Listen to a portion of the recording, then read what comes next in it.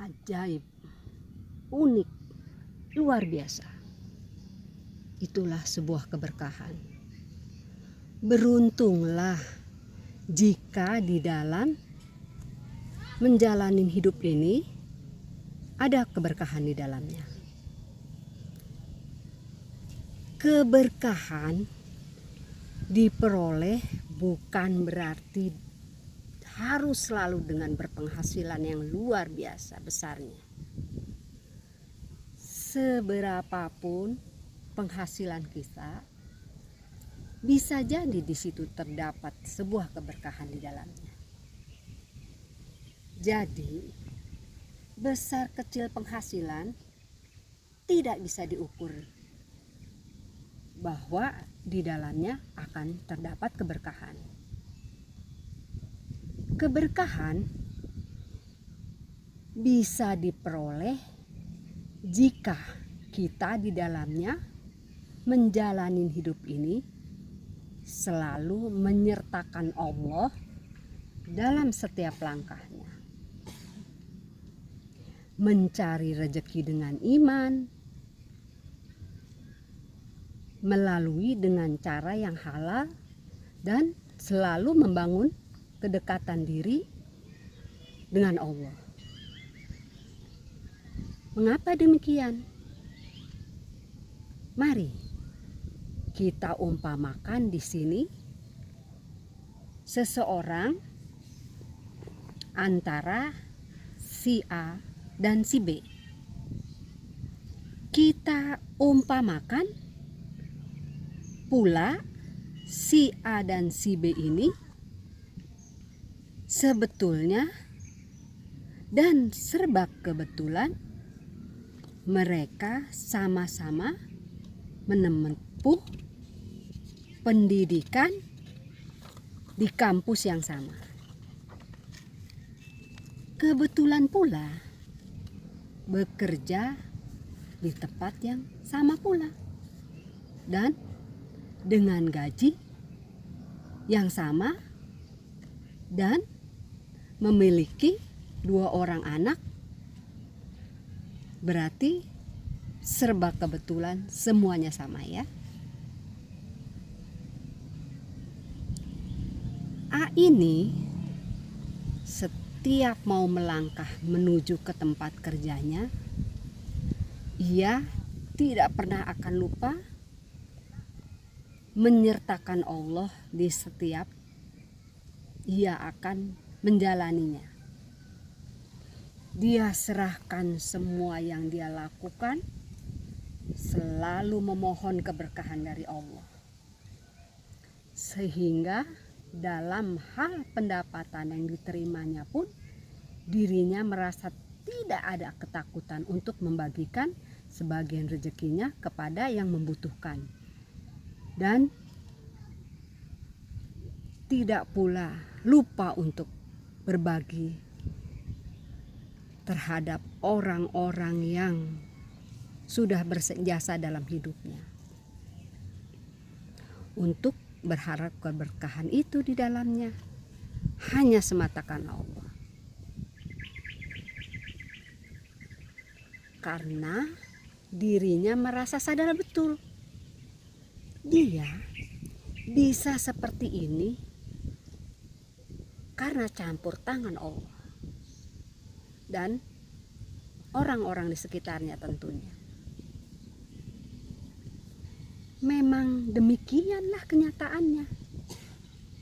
Apakah kita bisa hidup di dunia ini tanpa bantuan orang lain? Bukankah kita hidup di dunia ini saling membutuhkan?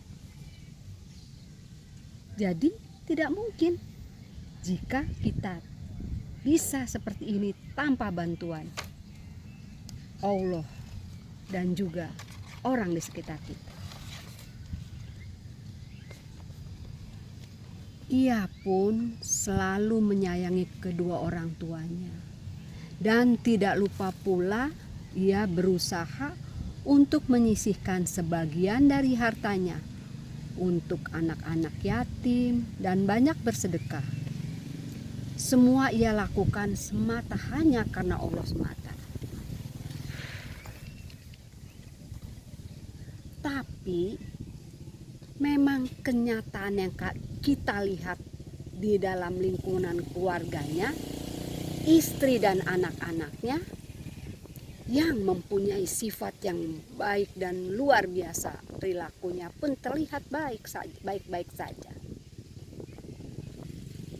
Untuk anak-anaknya, dari hal kecil seperti penggunaan alat-alat sekolah terlihat begitu apik dan bijaksana, dan dalam hal pemakaiannya, penyusunannya pun demikian rapih, sehingga tidak mudah tercecer. Sang istri pun terlihat sekali kedisiplinannya.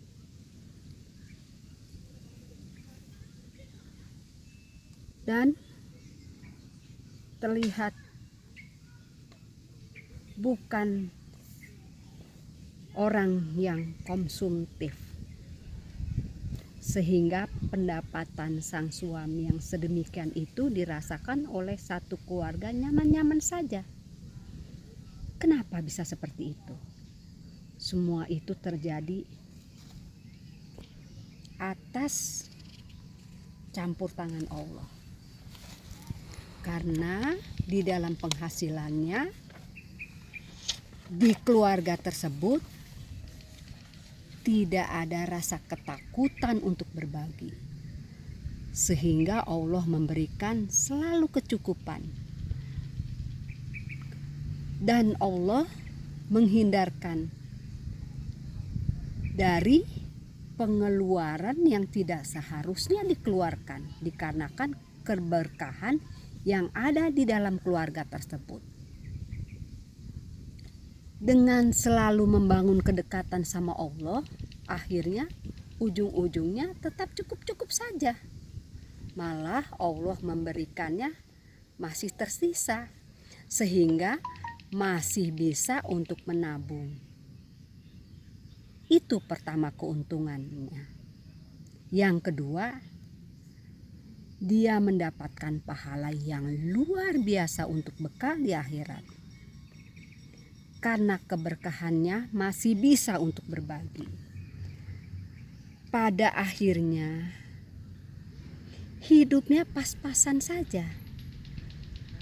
Pas butuh ada, pas perlu ada. Bagaimana? Nyaman bukan? Karena uangnya dipergunakan di jalan Allah. Sekarang coba kita bandingkan dengan yang si B. Si B ini selalu berprinsip ia bisa seperti ini adalah hasil kerja keras dirinya sendiri. Tidak ada campur tangan orang lain. Ia pun merasa berjuang dari nol. Jadi hasil yang didapat harus dia simpan. Dia nggak ingin jika tidak banyak menabung, kelak hidupnya akan susah. Untuk itu ia melakukan apapun atas keyakinannya itu sendiri. Atas keyakinan sendiri. Dan kemampuan diri tanpa menyertakan Allah. Jadi dia nggak pernah membangun kedekatannya dengan Allah, sehingga apa-apa yang hendak dikeluarkan penuh dengan perhitungan. Dia nggak sadar bahwa rezeki yang diterima itu adalah pemberian dari Allah. Dan di dalamnya ada hak orang lain. Semua yang dikeluarkan hanya untuk kepentingan pribadinya. Tapi memang betul, kenyataannya seperti itu. Uang yang dihasilkan sama banyaknya dengan si A, tapi pengeluarannya jauh lebih banyak dikarenakan anak-anaknya boros, tidak disiplin dalam hal pemakaian barang, sehingga pemakaian HP pun mudah sekali rusak. Istrinya harus terus berobat ke dokter karena ada suatu penyakit berat yang sedang diidapnya.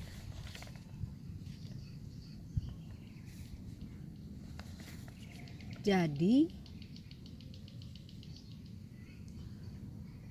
dalam hal penghasilannya, di pertengahan bulan saja itu sudah dirasakan tidak cukup. Mengapa seperti itu?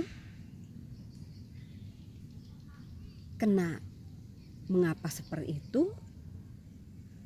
Karena dalam hal kehidupannya tidak pernah menyertakan Allah, sehingga pengelolaannya atas diri sendiri saja. Apalagi alih-alih untuk berbagi, maka apa yang didapat dengan kita berperilaku seperti ini, untuk diri sendiri saja tidak cukup, apalagi untuk berbagi, supaya kelak untuk nabung dia di akhirat menuju bila. Jadi jangan berharap kelak untuk di akhirat pun dia akan mendapatkan balasan dari Allah. Demikian dari Mama Osi ya. Mudah-mudahan bisa bermanfaat buat kita semuanya ya. Jangan lupa untuk selalu share, subscribe, like, and comment ya, agar Mama Osi bisa terus membuat tutorial konten ya. Mudah-mudahan bermanfaat. Terima kasih.